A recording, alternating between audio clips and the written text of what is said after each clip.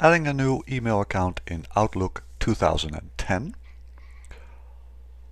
To add a new email account in Outlook 2010, we click on File, and we can click either on Add Account or on Account Settings.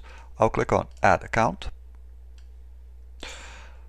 The window that pops up we can fill it in, but we can immediately go to Manually Configure Server Settings. So I'll check that, and as you can see, this blanks out. I'll click on Next. We want Internet email. Click on Next again. User information, a descriptive name, in this case my own name. Then the email address. Either you have created your own email address in cPanel, or somebody has created it for you and has given you the necessary settings. In this case, in this example, we'll use info@calgarywebpagehosting.com. Of course, that is where you fill your own email address. We'll use account type POP3. It would be similar for IMAP. Incoming mail server and outgoing mail server, very important. Both are the same in this one, and they are mail.yourdomain.com, and of course yourdomain.com will be replaced with your real live domain. In this case it is mail.calgarywebpagehosting.com for incoming and the same for outgoing. The logon information.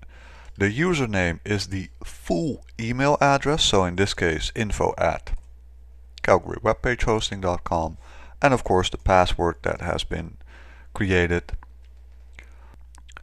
When I click on the test account settings, it will try and log in. That is completed, and it will try to send a test email message. And as you can see, the send test email message errors out. Now, internet service providers, your internet provider, there are a few providers that block a certain mail port. Lately that is not uncommon. For instance, if you would have TELUS, you would get this notification because they've blocked the default outgoing mail server port. We can easily adjust that by clicking on More Settings. Under Advanced, here you can see the outgoing server SMTP is port 25, and when you have problems with this, we can change it to port 26. And also for the outgoing server, we need to check my outgoing server requires authentication. So I'll check that.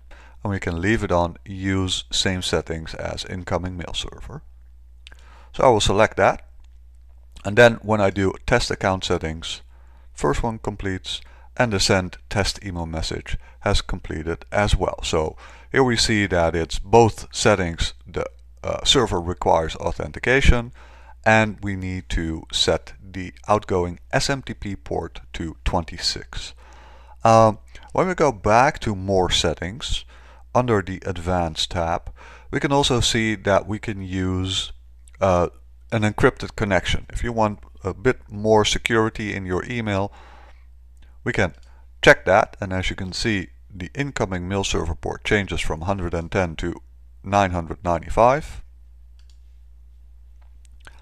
and the outgoing mail server, we can also select it to use secure socket layers, SSL secure. And when we do that, we need to change the outgoing server port from 26 to 465. I'll click on OK and test the account settings again. And as you can see, both settings are correct as well, and are now working on the secure socket layers, encrypting the incoming and outgoing messages. I'll click on Next. It will test it once again. Both completed. Successfully entered all the information required. I can click on Finish, and I can start writing or receiving emails.